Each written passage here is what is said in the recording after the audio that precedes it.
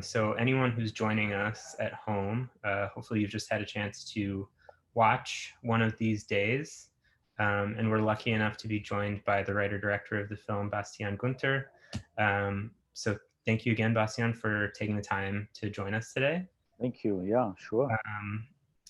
So my first question is, at what point did you, so this is obviously based on a real competition that happens or has happened in Texas. When did you first become aware of that tradition? It was maybe around 2009 or 10. My wife is from Texas, or she went to UT in Austin back in the 90s. And she had told me about the Hands on a Hard Body competition, or about the documentary, which back then played for a year every day in the Dolby Cinema in Austin. And so she had told me the story about it, and I started researching about the contest. I thought, oh, this could, make a good film, a narrative feature. And then very soon in my research, I found these local news bits from 2005 that were about this guy leaving this car or the truck after 40 or 50 hours and, walking across the street, breaking into a Kmart and grabbing a gun and, shooting himself. And this was just so sad, and so at the same point, or at the same time, so intriguing, that I thought this needed to be part of the movie, or maybe even the core of the whole film. I had watched the documentary before, and before I started the research, and I liked it, but I also thought it didn't really put much of a critical perspective on the film, on the competition. It was more like about the funny stuff that's happening and the bizarre moments, but not so much about the exploitation that's actually going on. And so that was, I guess, my motivation to make a film as well. Yeah, I mean, it's so true. Having seen the documentary, which is a really enjoyable documentary, Mm. but it does almost encourage the viewer to sort of like treat the subjects as like some, not laughing stocks, but that there's a ridiculous element to it. And something that's so beautiful about your film is that it sort of corrects that way of looking at people and really portrays people as complex individuals. Yeah, I mean, that's also part of the reason why I put the last part of the film, his story at the ending, because everybody has a story about this truck. It's first you might just see a whole bunch of yellow T-shirts, but once this happened and the competition is over and you see his story, he's kind of representing all of them in a way, because everybody has a reason to be there. Everybody has a life. Everybody has a story. And these competitions are so much about Schadenfreude and just, leaning back on your sofa, or in this case, sitting on a bleacher and having a drink and watching the people for 1 or 2 hours and then driving back home. Um, this is how reality TV works. We point with our finger to somebody and say, "Oh, look at this guy." But everybody has a story. We are all, human beings. Yeah, well, and it is a beautiful opportunity to tell a sort of ensemble tale of all of these people with their own stories. The hard body competition. How did you start assembling this really wonderful cast of actors to bring these characters to life? Yeah, I had a big help. We had a local casting agent, Tracy Kilpatrick, and she knows all the local actors in the South, like in Georgia, in Mississippi, Texas, Louisiana. And I wanted the whole crowd to be from the South and, talking in this accent. And because I wanted to create this feeling of, okay, that's a small town, it's in the South, and everybody knows each other. Uh, Not the twins, of course, but everybody else. And so we just casted actors from, yeah, basically from this region. And since she knows, everybody down there, it was a lot of fun actually putting this puzzle together, and we wanted to have capture a wide palette of different people and trying to capture the South, or the small town like it could be. And so this was the first approach, to say, okay, we need people who are from down here, who also know a little bit the whole feeling, and how it feels to live down there. And so basically everybody was from the South, only Kyle, Joe Cole, is British. So he needed to have a dialect coach for the whole Yeah. I think any time. Peaky Blinders fans know that Joe Cole is Yeah. from Texas. Well, how did he come to the project? What sort of made you think that he would be able to inhabit this character of Kyle? Well, I really like him because, and I liked him in Peaky Blinders, and I saw some other films that he did. Because on the one side, he has this innocence, and he seems almost childish.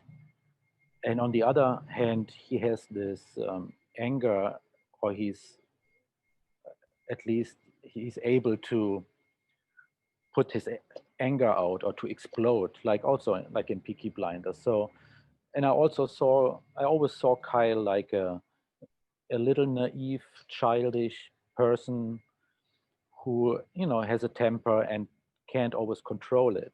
And so we sent him the script, and we talked several times and met. And so the only thing that, I was a little worried about was the accent. But it was very fast that he totally changed into this Texas accent.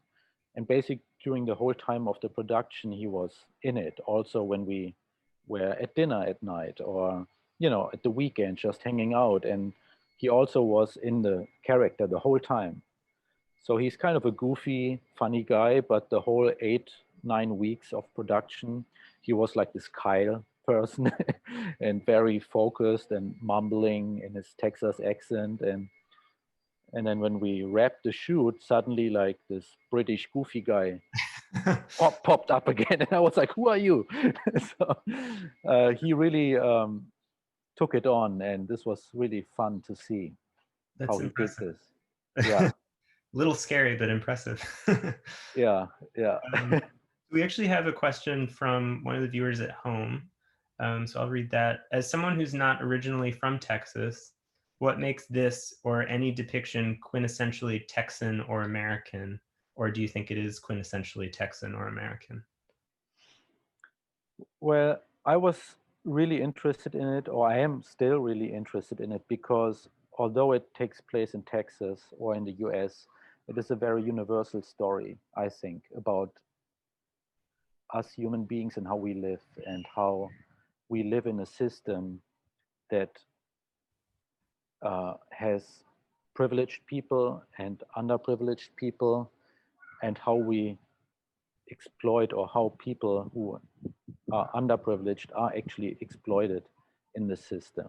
So this whole little chamber play on this parking lot, that takes place on 12 square meters maybe, reflects so much the system that we live in, and this belief that we can just get something just if we really try hard, this old story that's not true, and how we get a lot of joy and out of other people's misery, and the schadenfreude that I mentioned earlier. So all this stuff is, I think, it's human nature, and it's the system that basically the whole world lives in. It's capitalism.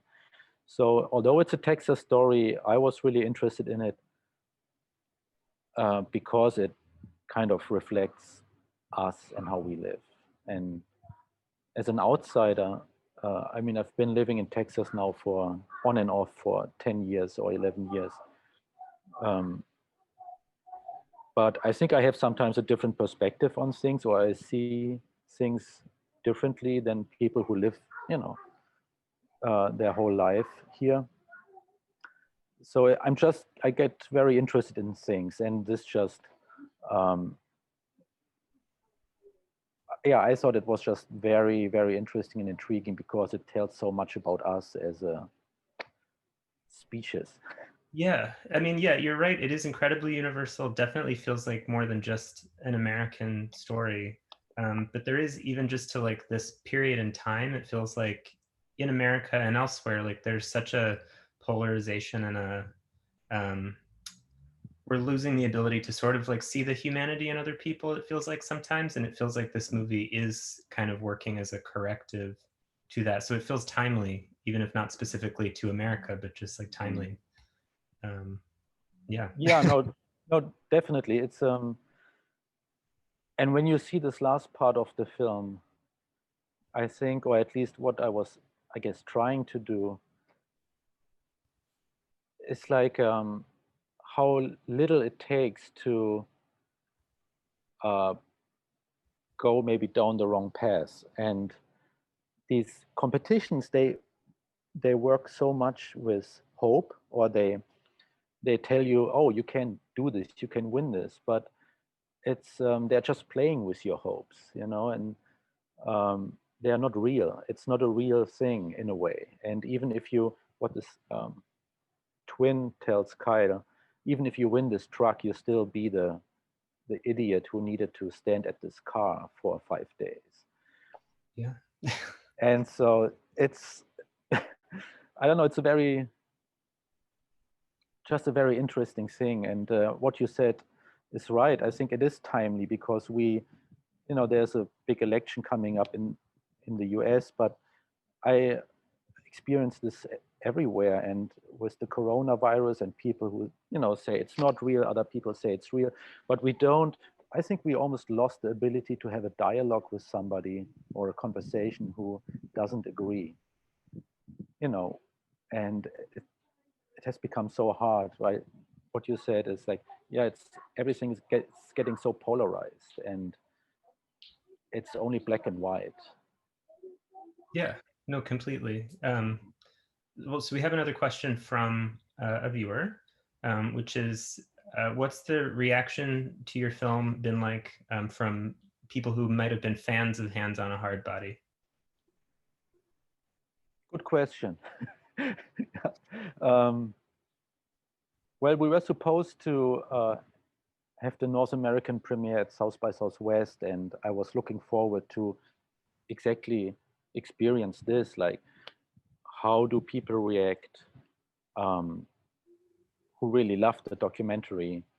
Uh, but the festival didn't happen, so I didn't really. There was no dialogue with the audience who might have watched and loved Hands on a Hard Body. I remember one. We had several reviews in the US, and most of them were really positive. And there was one, I think, Variety, which was not a negative review. He said it's a very artful film and a very good film, but it's very, very negative. And so, but I thought it was a really interesting review. So he clearly loved the documentary, and he said, oh man, in the documentary, the people around the truck, they become friends, and it's such a positive thing, and it's all about the American dream in a way. And I was a little surprised that he was so, that he didn't want to see the other side of this whole competition. Or maybe he saw it, but he thought the positive side is maybe more important. So he was clearly one who loved the documentary and who thought that that my film was too pessimistic. Yeah, And that's fine. And I think actually this review was a good starting point for a conversation. I really actually liked the review because it said, hey, it's a good film, but it's very pessimistic.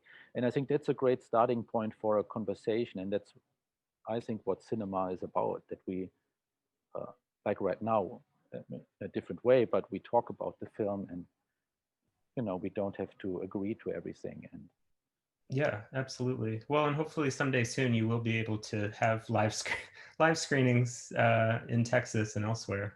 mhm. But yeah, this is great that at least we can hear from each other this way. Well, so we have another question. What made you want to focus on Carrie Preston's character, instead of forcing viewers to experience the competition with the contestants? Well, I met the real person who organized the contest, and she did it for all these 10 years. And I met her for 3 days, and we talked, and I videotaped a lot of interviews with her. And she was so interesting because she really thought that she was doing a good thing. And even after the suicide, that's when we met, like years later, she still thought this was a great thing for the whole town. And only when we really talked about the suicide, she became really sad. And I thought this was so interesting. And I wanted to have both sides in the film, like the people who stand at the truck, but also the person who is in a way responsible for the thing and for the most part of the film believes that this is something good. And also it's in her nature to just get distracted or wants to distract herself the whole time from her real life. And which is also part of the system that we live in. We like to distract ourselves from our problems, our worries, and all that stuff. So I thought it was a good counterweight to the competition and to Kyle's last chapter. And basically, how the film works is like we start with her as the main character, and over the competition, Kyle takes over and becomes the main character for the rest of the film, which was, you know, maybe it's not very normal, or usually you don't maybe do this. But I think with this film, this structure, I wanted to try this structure because also I wanted him to have the last part of the film. Yeah. Well, could you talk a little bit about the actual filming of the Hands on a Hard Body competition scenes? And I'm assuming that the actors were actually given breaks and weren't forced to stand there that entire time. But how do you sort of make that believable? How do they make that? Well, they were standing long parts of the day around the truck, but it was not like we just, waited until they were totally tired and then started rolling. No, first of all, they are really, really good actors, all of them. And we started the whole production with one day rehearsing the whole script or the whole competition. We had a big warehouse and we had a truck in there, and so we rehearsed the whole competition. And I encouraged everybody to, bring up ideas and be spontaneous and creative, and so that everybody, it's like a theater stage. And so that's how I wanted them to also work with their characters and in the scenes. So whenever we shot the film, we did very, very long takes. We kept on rolling, went back to one, and started again without interrupting the flow. And whenever a scene was over, or at least, from the script part, we kept on rolling, and we just, because they were still all in the thing, and we were able to pick up little reactions, little things here, and they kept on being in their character. And when there was a little mind game going on between two people, you still had some, little reactions. And so we did very long takes and repeated it and without interrupting. And they all were very playful and had a lot of fun to try things. And although we really stayed with the script, but the script is only like the dialogue on a piece of paper. There's so much more that everybody can bring to the table. And that's what we were looking for also in the casting process, that we have people who are like interested in really filling all this stuff and the character. Yeah. I mean, it's so interesting what you said about it being like theater too, because I mean, that's not something I thought while I was watching it. It's not a theatrical feeling film, but it is kind of a similar scenario where, yeah, you have a number of people in a very limited space that need to tell this story. Yeah. So obviously you mentioned that the film premiered in Berlin, was meant to have its North American premiere at South by Southwest. but what are your plans, not just for the film, but for you also going forward? Do you have any projects in the works?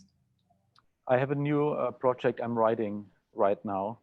Um, it's still in the beginning of the process, but yeah, I'm working on a new film.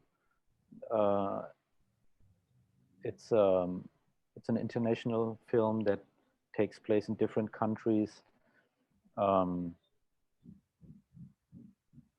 we At the beginning of the pandemic, I didn't have so much time on my hands because there was no daycare, and I had to, I just hung out with my son all the time. But now he's back in daycare for 5, 6 weeks, so now I can really write, and so that's what I'm doing. I'm writing on this new thing, and also do this like Q&As, and I hope that the film plays more festivals and gets sold. It has been sold to some territories and some countries, and but at some point it slowed down because cinemas are closed. Nobody's knowing what's happening and what's going to happen. So the Yeah, whole market is just slow, and that's a problem for, especially I think for indie films. certainly. Yeah. Yeah, I mean, yeah, hopefully I'm confident that, yeah, films will see wider audiences, but there's definitely been this like long stretch of time where things slowed down quite a bit. So that must be yeah, really difficult as a filmmaker to see that happen. But I'm really glad that we could talk in this capacity, and so glad that our audience was able to experience the film from home. yeah. No, that's great. I'm so glad that you guys are doing this, and that people can watch the films and have a Q&A. I mean, it's of course different than having it in person, but still, you can talk to people, and people can watch it, and so it's good that this is now existing right now. Yeah, I didn't know Zoom before the whole pandemic. I think never heard of it. Yeah. I should have bought like stocks in Zoom, but I know. Now I use that word 5,000 times a day, and that wasn't something I knew existed before, but it's so funny. And at least now you can do a Q&A outside surrounded by palm trees. So yeah. that's one thing. Well, speaking of that, I'll let you get back to what looks like a really lovely afternoon. But thank you, Bastian, for sharing the film with us and for taking the time to talk today. Sure thing. Thank you Uh, so much for showing the film and inviting it to the festival. of course. Of course. Yeah, we love the film. So Sure. thank you again. And thank you, everyone watching at home.